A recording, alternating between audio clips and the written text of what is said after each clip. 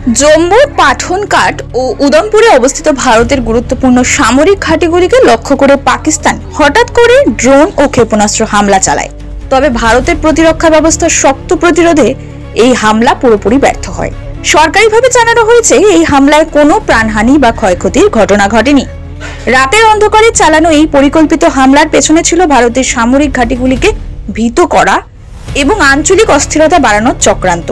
তবে ভারতীয় সেনা এবং বিমান প্রতিরক্ষা ইউনিটের তৎপরতায় সময়মতো সব আক্রমণ প্রতিহত করা সম্ভব হয়েছে।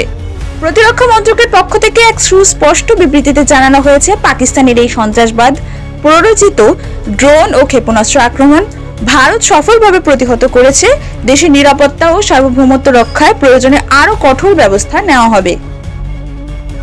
বিশেষজ্ঞরা বলেছেন, এই হামলা পাকিস্তানের তরফে একটি স্পষ্ট বার্তা দেওয়ার চেষ্টা হলেও ভারতের প্রস্তুতি এবং দ্রুত প্রতিক্রিয়া দেখিয়ে দিল জাতীয় নিরাপত্তা নিয়ে কোনো আপোষ করা হবে না। বর্তমানে সীমান্তবর্তী এলাকাগুলিতে সতর্কতা জারি রয়েছে এবং নিরাপত্তা বাহিনী সর্বোচ্চ সতর্কতায় মোতায়েন রয়েছে।